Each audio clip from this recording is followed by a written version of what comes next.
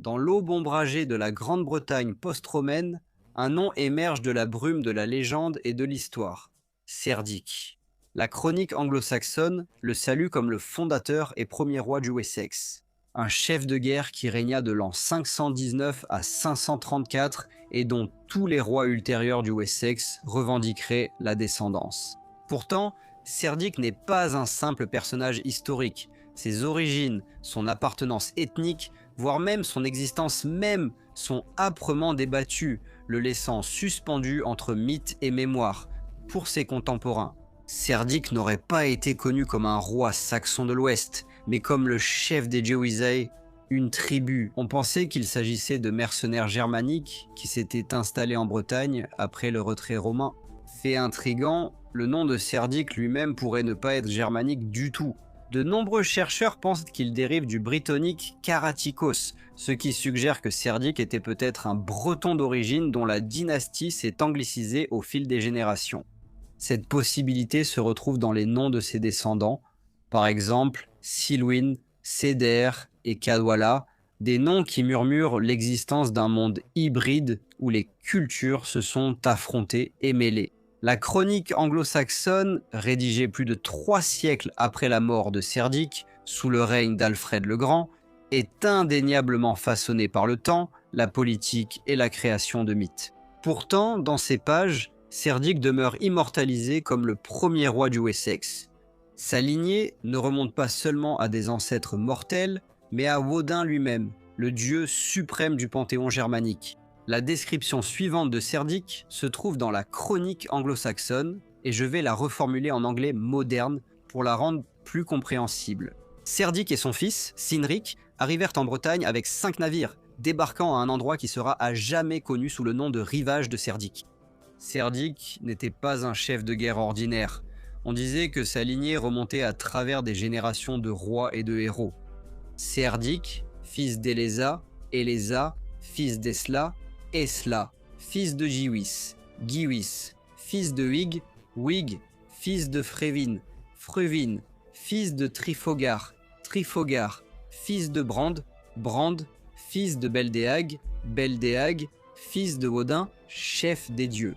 6 ans après leur débarquement, Cerdic et Cynric conquirent la terre qui allait devenir le Wessex, chassant les souverains britanniques qui la détenaient avant eux. Ils furent les premiers rois à revendiquer ce royaume pour les Saxons de l'Ouest. En l'an 495, 2 nobles chefs de guerre traversèrent la mer vers la Bretagne, Cerdic et son fils Cynric. Ils arrivèrent avec 5 navires à un endroit qui fut ensuite appelé la côte de Cerdic, le jour même de leur débarquement.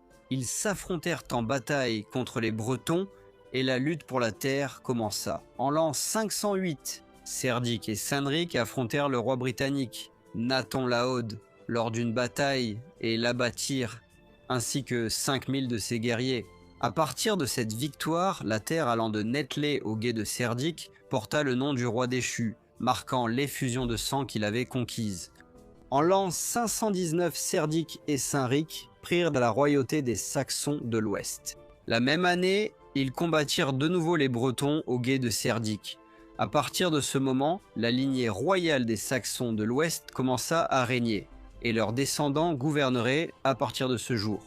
En l'an 527, Cerdic et Cynric livrèrent une autre grande bataille contre les Bretons, dans un lieu appelé la Clairière de Cerdic, poursuivant leur conquête plus profondément dans le pays.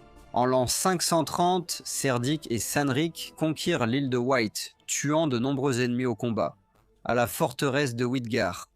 L'île fut soumise à leur domination par la force des armes. En l'an 534, Cerdic mourut après son décès. Son fils, Cynric, régna sur les Saxons de l'Ouest pendant 26 hivers. Ensemble, ils accordèrent toute l'île de Wight à leur neveu Stuff et Whitgar pour qu'ils la détiennent en leur nom. L'historien John Myers a observé que lorsque Cerdic et son fils, Cynric, apparaissent pour la première fois dans la chronique anglo-saxonne, en l'an 495, ils ne sont pas décrits comme des rois, mais comme des aldermen, un rang qui, à l'époque, était relativement modeste. Ce détail est frappant. La chronique les présente comme des chefs de bande d'envahisseurs, mais n'offre aucune explication claire sur leur autorité ou leurs origines. Pourquoi alors leur attribue-t-on ce titre, habituellement associé à l'administration locale, plutôt qu'à un pouvoir indépendant? Pour Mayer, cela suggère quelque chose de bien plus complexe qu'une simple invasion étrangère. Il a soutenu que la chronique laisse subtilement entendre que Cerdic et son peuple détenaient déjà un statut et des responsabilités sous l'autorité romaine le long de ce tronçon de la côte saxonne. Plutôt que d'arriver en tant qu'étrangers, ils auraient pu être intégrés dans les structures administratives et militaires existantes de la Bretagne romaine tardive. Fait significatif, ce n'est qu'en l'an 519 que Cerdic et Cynric sont censés avoir commencé à régner. Ce n'est qu'à ce moment-là qu'ils semblent dépasser le rôle de fonctionnaires subalternes ou de vassaux dépendants et assumer la royauté en leur propre nom. Myers a donc proposé que Cerdic ait pu être le chef d'une puissante famille noble, en partie britannique. Détenant de vastes terres à l'extrémité occidentale du Litas Saxonicum, la côte saxonne, une zone militaire fortifiée de la fin de l'Empire romain s'étendant des deux côtés de la Manche. Dans les derniers jours de la domination romaine ou subromaine, une telle famille aurait très bien pu se voir confier la défense de cette frontière. En termes anglo-saxons ultérieurs, Cerdic aurait été précisément ce que l'on appellerait un Elderman, si une lignée autochtone aussi dominante avait déjà noué des liens de sang avec les colons saxons de la région. Il est facile de voir comment les opportunités ont suivi l'effondrement à mesure que l'autorité romaine s'affaiblissait puis disparaissait complètement. La famille de Cerdic a très bien pu choisir d'agir de manière indépendante pour prendre le contrôle plutôt que d'attendre des ordres qui ne viendraient jamais. En éliminant les chefs britanniques rivaux, peut-être y compris le mystérieux Nathan Lode, mentionné dans l'entrée de la chronique, pour l'année 508, il pouvait revendiquer la maîtrise totale du territoire. Dans cette optique, Cerdic n'a pas simplement conquis un royaume, il a pris la place laissée vacante par un empire, transformant l'autorité héritée en royauté. Ainsi, lorsque la chronique rapporte qu'il commença à régner, cela ne marque pas une arrivée soudaine, mais la rupture définitive avec toute autorité supérieure, romaine ou britannique, et la naissance d'une nouvelle maison royale. Bien sûr, ce n'est qu'une théorie, car dans la chronique anglo-saxonne, il est clairement indiqué. Cerdic et son fils Cynric sont arrivés avec 5 navires à un endroit qui sera ensuite connu sous le nom de Rivage de Cerdic. La descendance de Cerdic est devenue le véritable fondement de la royauté au Wessex. Selon la liste généalogique des Saxons de l'Ouest, chaque roi du Wessex revendiquait une descendance directe par la lignée masculine. De lui, l'autorité royale était liée à son sang. Un manuscrit du Xe siècle, connu sous le nom de Collection anglicane, compilé à Glastonbury pendant le règne du roi Æthelstan. Le premier roi d'Angleterre consigne cette lignée dans son intégralité, affirmant que même le tout premier monarque d'Angleterre faisait remonter son droit de régner à Cerdic. À partir de ses débuts, le Wessex de Cerdic s'est élevé pour devenir le royaume le plus puissant du pays. Au début du IXe siècle, le roi Egbert a étendu sa domination grâce à sa victoire sur la Mercie, obtenant le titre de Bretwalder, ou grand souverain. Cet héritage passa à son fils, Æthelwulf, qui consolida les conquêtes de son père et renforça les bases militaires et économiques du Wessex. Face à la montée des raids vikings, Æthelwulf s'adapta et résista, assurant la survie du royaume. Ses fils régnèrent les uns après les autres, chacun mourant à son tour jusqu'à ce que la couronne revienne au plus jeune et au plus grand d'entre eux, Alfred le Grand. Alfred gagna son nom non seulement par la conquête, mais aussi par le salut. Il a sauvé le Wessex de la destruction viking, unifié les royaumes anglo-saxons fracturés et transformé son royaume grâce à des réformes dans l'éducation, la loi et l'organisation militaire. Il n'était pas seulement un guerrier, mais un visionnaire qui a reconstruit une nation. Son fils, Édouard l'Ancien, a transformé les réalisations défensives d'Alfred en une campagne d'expansion agressive et couronnée de succès grâce à des villes fortifiées, une puissance économique et une pression constante.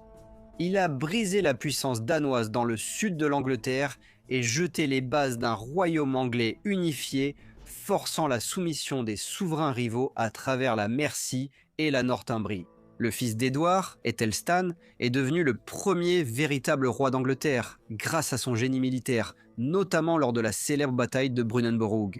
Et grâce à une gouvernance centralisée et avisée, il a unifié le royaume et élevé l'Angleterre au rang de puissance reconnue en Europe, admirée pour son érudition, sa piété et son autorité.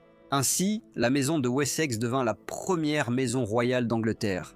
Leur règne direct prit fin en l'an 1066, avec la mort d'Édouard le Confesseur, un roi pacifique, bien éloigné des rois guerriers qui avaient forgé et défendu le royaume.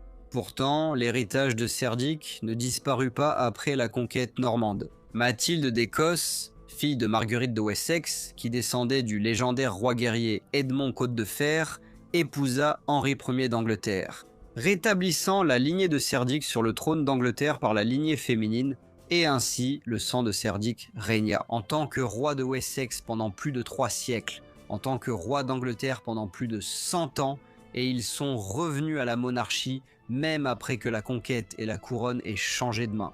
Son héritage a perduré, non seulement dans les noms ou les chroniques, mais dans la création même de l'Angleterre. Je voudrais adresser un immense merci à tous mes membres. Votre contribution est précieuse pour la continuité de la chaîne et je vous apprécie tous énormément. Un remerciement spécial à John Seitz et Stéphanie Hassan. J'espère que vous avez tous apprécié la vidéo. Si c'est le cas, n'oubliez pas d'aimer, de vous abonner et de partager, et je vous retrouve bientôt pour un autre portrait historique.